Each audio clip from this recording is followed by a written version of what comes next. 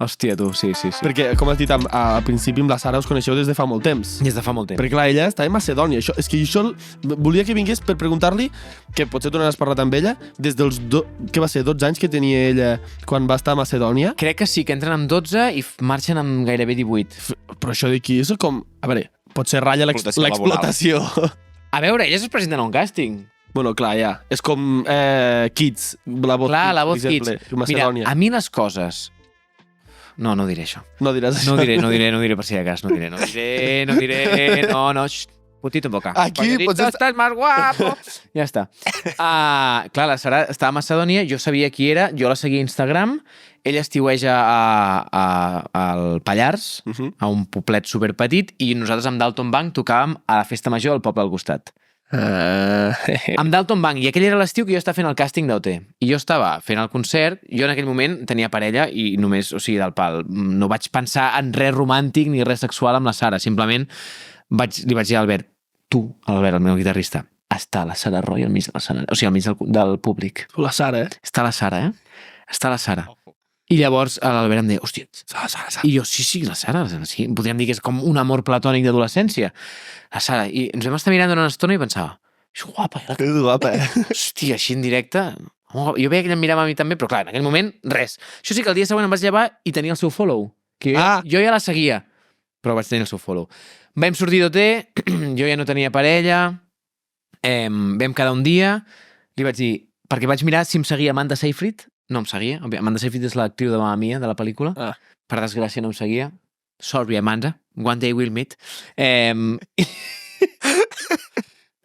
I també vaig mirar si em seguia la Sara i vaig veure que m'havia contestat una story quan jo estava dins d'OT i no havia pogut veure'l perquè fins que no sortim no ens anava al mòbil.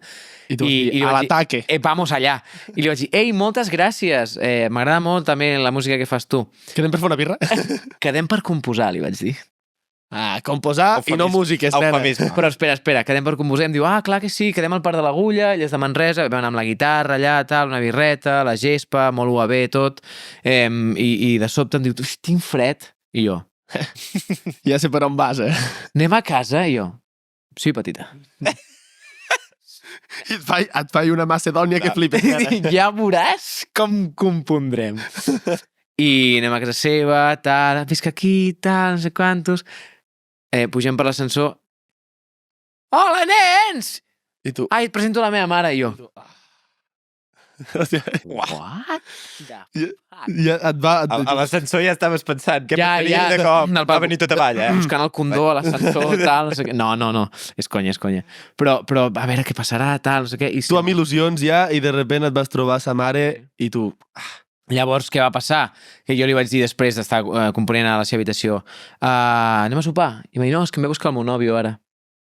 O sigui, ella no tenia ni santa idea de que jo tenia intencions de començar algun tipus de relació amb ella. Que plot twist, No, però és que després he parlat amb ella i em deia, jo què collons havia de saber? Jo què sé, volies compondre-ho, doncs vam...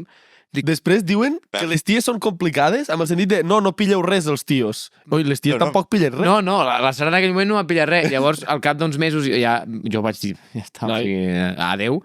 I al cap d'uns mesos, em va tornar a contestar una story i vaig dir, per què? Torna a tindre fred, pot ser? I ara de veritat? Necessiten els acords? Estava fent un workaway a Anglaterra, quan torni ens veiem, i jo vaig preguntar, aquest del videoclip, aquest que sorteu és el teu nòvio? Em va dir, no és el meu nòvio, ho vam deixar abans de que marxés a Anglaterra, i vaig dir, doncs si volem... Quedem, i vam quedar per fer una excursió, i vaig dir, és que, tio, m'he d'enamorar d'ella. Sí, com sigui. Anem anar al Montseny a fotre una excursió, a buscar un avió que hi havia per allà, que està estrellat al mig del Montseny, i vam anar a buscar-lo i vaig pensar... Estàveu predestinats ja, Sí. Home, què diràs si no? No, clar. No, molt content i molt enamorat, la veritat. Estic molt feliç. Que bonic. Què és el més loco que has fet per la Sara, va? Així per... Què és el més loco que he fet per la Sara? És que jo crec que no hi ha com una cosa gran que hagi fet per la Sara. Jo cada dia faig milions de coses per ella que sé que li agraden i que a mi no em costa. O sigui, no em costa, vull dir... I que ella fa per mi, O sigui, jo crec que la màgia és trobar cada dia, jo què sé, jo tinc un toc absolut amb la neteja molt heavy. Soc una persona amb traumites. No pots anar a dormir sense que tot estigui net. Correcte.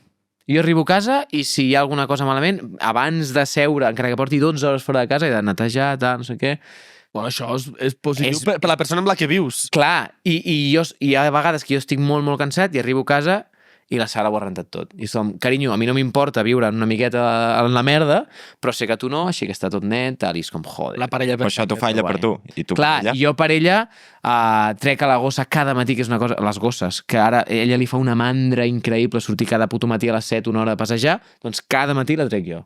Cap problema, no passa res.